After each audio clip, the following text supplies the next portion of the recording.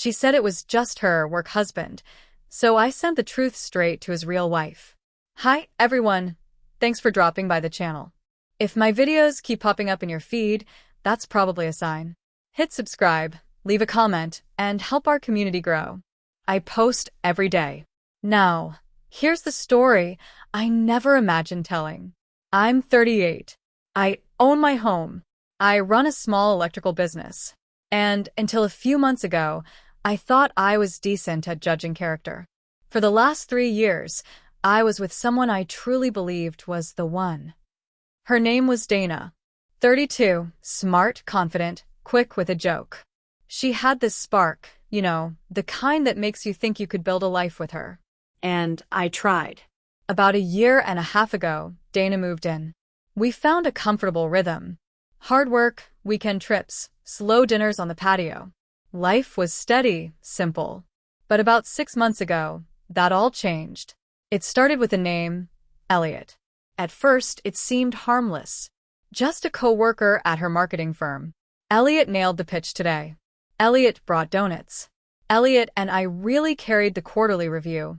I barely noticed. Who doesn't have work friends? But slowly, the pattern shifted. His name came up more in ways that started to bother me. Her phone, once casually left on the table, was now always in her hand, face down or angled away. I noticed his name appearing late at night, 9:45, 10:15, and each time a small, sly smile crossed her lips. Then came the late nights. Once in a while became twice a week. Always some emergency project. Always with Elliot. She came home with a faint whiff of wine. Not the bitter coffee smell of overtime, but energized, glowing. Elliot and I put out so many fires today, she'd say. I was patient at first, but the final straw came one Friday. Her birthday was coming. Months ago, I'd scored floor seats to her favorite artist surprise tickets. At 5:02 p.m., she called. Babe, I'm so sorry. Henderson account crisis. Elliot and I have to redo the proposal overnight. I'll make it up to you. The background wasn't office chatter, it was traffic. I pointed that out. Her voice snapped. Mark, I'm in a rideshare, heading back to the office. Why don't you trust me? I said nothing. I ate the cost of those tickets. She came home after midnight. All apologies, no regret. The next day, at a friend's barbecue, I saw something I couldn't ignore. She got a text and burst into genuine, deep laughter. My buddy's wife asked why. Oh, just an inside joke, Dana said, brushing it off. You wouldn't get it. Work thing. But the way she said it, like they lived in a secret world I didn't belong to, that broke something in me. That night, I confronted her calmly. The late nights, the texts, the jokes, they're putting distance between us. I feel like you're more connected to him than me. She looked at me like I was some lost kid. Mark, you're paranoid. Elliot's just my work husband. It's not real. I repeated the words. Work husband. I hated the taste. I'm your real partner, Dana. You don't need another one. She sighed. This is why I say you're insecure. You need to trust me. I smiled apologetically. You're right. I should be more trusting. But I wasn't going to trust her. I was going to trust a professional. While she was in the shower the next morning, I searched for a private investigation agency online. Well-rated, confidential, spotless record. I contacted them through an encrypted portal. By lunch, I had a call scheduled with the agency's founder, Adrian. Direct, sharp, no nonsense. I laid it all out. My girlfriend's mysterious work husband, the late nights, the inside jokes, her dismissal of my concerns.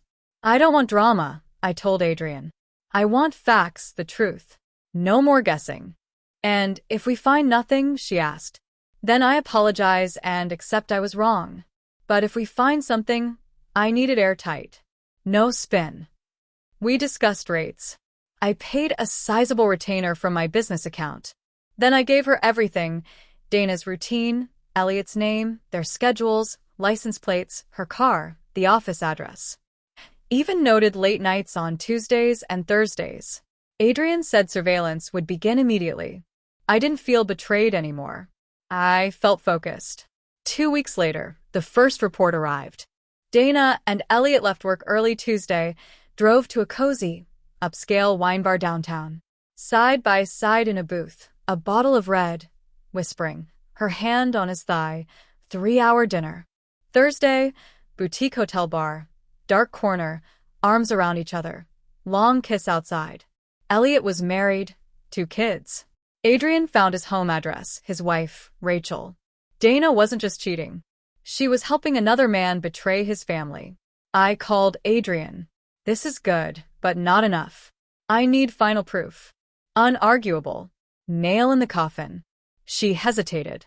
That'll take deeper work. I said, do what you need. I asked her to investigate Elliot's wife, where she lived, worked, full picture. 3 weeks later, a thick envelope arrived. No return address. Inside, crisp 8x10 photos and a report. Thursday afternoons, like clockwork, Dana and Elliot checked into a mid-tier hotel off the interstate. Not seedy, discreet. Final shots were brutal. Check-in, walking to the room, his hand in her back pocket, through a window, undeniable intimacy before the curtains closed. I picked 6 photos, not the most graphic. I didn't want to destroy Elliot's wife. I wanted her to know. I wrote a note. Rachel, you don't know me, but you deserve to see what your husband has been doing during late nights at work. Photos from last Thursday. No signature, no return address. I mailed it from a city 40 miles away. The fuse was lit. That Saturday, while cleaning my garage, my phone buzzed nonstop. Call me, Mark.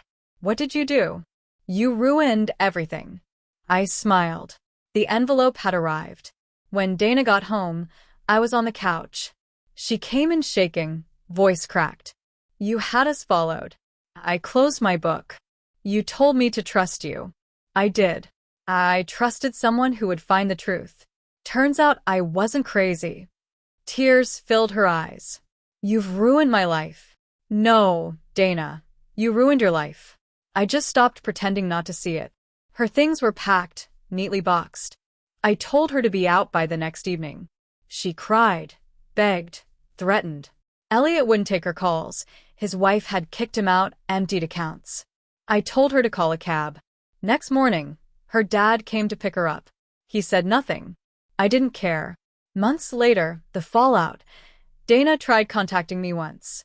My attorney replied. At their company, HR got involved after Rachel filed a formal complaint. Elliot was fired. Dana resigned. Rachel filed for divorce. Photos gave her leverage. She kept the house, full custody of the kids, a large portion of his assets. Elliot lives in a 1-bedroom apartment, selling furniture online. Dana moved back with her parents, quiet online. Me? I'm back to peace. My home is quiet. My tools are organized. Evenings are mine again. Next time someone laughs off work husband, I'll remember the real cost. Comment if you've ever faced this. If this story hit home, hit subscribe. I've got more where this came from.